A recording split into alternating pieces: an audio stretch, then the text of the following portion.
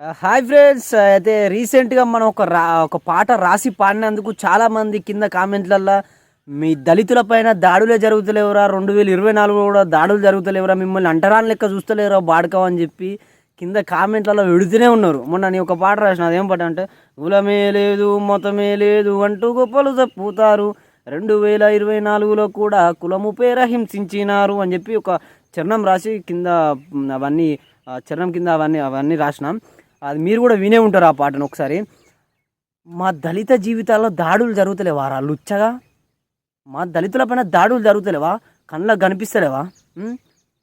మేము అయ్యప్ప స్వామి మాలేసుకొని బువ్వ పెడితే బుక్కెడు బువ్వ అంటరానిదారా? మేము అంత ద్రోహం చేసినావారా అసలు? బుక్కెడు బువ్వ పెడితే బుక్కెడు బువ్వ అంటరానిదని చెప్పి మేము అంటరాని కులంలో పుట్టినామని చెప్పి బయట వారే అవమానించారు. చెంచు మహిళ మీద ఒక మా దళిత అమ్మాయి మీద సీసం, తన మానంలో సీసం పోసి కళ్ళలో కారప్పొడి కొట్టి ఎంటికలు వీకి అనేకమైన చిత్రహింసలు గురి చేసిళ్ళు. అలాగే సునీతక్క మీద పోలీసు వ్యవస్థ ప్రజల వైపు ఉండి కొట్లాడి నిలదీయాల్సిన వ్యవస్థ,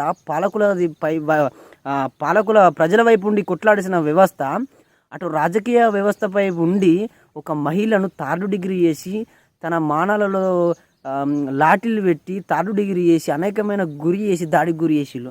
మా కులం పైన కాదా జరిగింది? మా దళితుల పైన కాదా జరిగిందిరా లుచ్చగా? అందుకే రాసిన పాట నేను ఆ పాటలో వివరణ మంచిగా ఇచ్చిన. ఎవరికి మీకు మిడిమిడి జ్ఞానంతో మీ మూర్ఖత్వంతో మీరు మతం మత్తులో ఉన్నారు కాబట్టి మీకు అర్థం కాదు.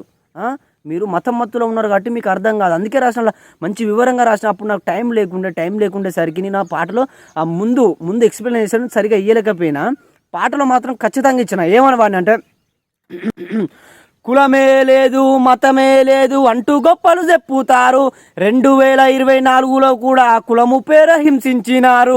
కులమే లేదు మతమే లేదు అంటూ గొప్పలు చెప్పుతారు, 2024లో కూడా కులము పేర హింసించినారు. మేము అన్నాము పెడితే అంటరానిదంటూ ఒకడు బయట వాడేసి అవమానించినాడు, మరొకడేమో చెంచు మైల మీద చిత్రహింసలు పెట్టినాడు. వద్దు అంటూ నా సునీతక్క ఎంత మొత్తుకున్నా గోసపడ్డా గాని ఆ పోలీసోని చేతిలోన కీలు బొమ్మ అయ్యను. ఒకటా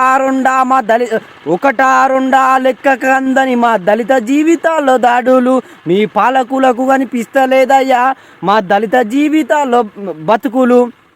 ఒకటా రెండా లెక్కకి అందని మా దళిత జీవితాల్లో దాడులు మీ పాలకులకు కనిపిస్తలేదయ్యా మా దళిత జీవితాల బ్రతుకులు. ఇట్లా నేను ఎక్స్ప్లెనేషన్ తీసుకొని అవన్నీ తీసుకొని ఆ డాటా అంతా కలెక్ట్ చేసుకొని నేను ఒక అద్భుతమైన చరణం రాసి పాట రాస్తే ఈ లుచ్చనా కొడుకులకు మిడిమిడి జ్ఞానం ఉన్న వాళ్ళకు బేవకూఫ్ వాళ్ళకు అర్థం కాక మీరు ఆ రాసిన పాటను వ్యతిరేకించితే మీరు ఎంతవరకు సమన్వయం ఇస్తున్నారో నాకు అర్థం కాదు. మీరు ఎంతవరకు సమన్వయం మీకు అసలు జ్ఞానం తెలంగాణ రాష్ట్రంలో, ఆంధ్రప్రదేశ్ రాష్ట్రం, 2 తెలుగు రాష్ట్రాలలో చదువుకున్న వాళ్ళు ఉన్నారా, మూర్ఖులు ఉన్నారా? నాకు అర్థం కాదు. చదువుకున్న వాళ్ళు మూర్ఖులు ఉన్నారా? నేను రాసిన పాటను, పాడే పాటను, ఎంచుకునే మాటను 1కి 2 సార్లు విని అర్థం చేసుకుంటారని చెప్పి మనస్ఫూర్తిగా కోరుకుంటూ నేను మీ బైరి అగ్నితేజ. నేను ఏం సొంతంగా రాసేది ఏం లేదు, లొట్టపిసి ఏం లేదు. మహనీయుల త్యాగాలను, మహనీయుల ఆలోచన విధానాన్ని రానున్న కాలంలో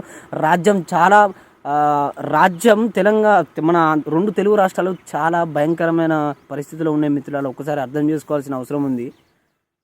మహనీయుల త్యాగాలను, మహనీయులు నడిచిన బాటలను, వాళ్ళ చదివిన పుస్తకాలను భావితరాలకు చెరవేసి అందులో పిల్ల కాలువ లెక్క నేను ప్రవహిస్తున్నా కాబట్టి, అర్థం చేసుకున్నా కాబట్టి, మనిషి లెక్క అర్థం చేసుకున్నా కాబట్టి, వాస్తవానికి అవాస్తవానికి మధ్య వ్యత్యాసాన్ని తెలుసుకున్నా కాబట్టి, వాళ్ళు నా మహనీయుల బాటలు నడిచే ఒక వ్యక్తిగా, మనిషిగా అర్థం చేసుకొని ప్రజల వైపు ఉండి కొట్లాడుతున్నా కాబట్టి ఆ పాట రాసి పాడడం జరిగింది. మీరు మిడిమిడి జ్ఞానంతో, మీరు ఒకటే మత్తులో ఉండి ఒకటే కోణంతో మీరు ఆలోచిస్తే దానికి నేను ఏం చేయాలని చెప్పి మనస్ఫూర్తిగా కోరుకుంటూ, మీరు నా ఛానల్ చూసినట్టయితే 1కి 2 సార్లు నా రాసిన పాటను, పాడే పాటను విని అర్థం చేసుకొని నా ఛానల్ని సబ్స్క్రైబ్ చేసుకుంటారని చెప్పి మనస్ఫూర్తిగా కోరుకుంటూ నేను మీ బైరి అగ్నితేజ. మళ్ళీ వీడితో మళ్ళీ కలుసుకుందాం.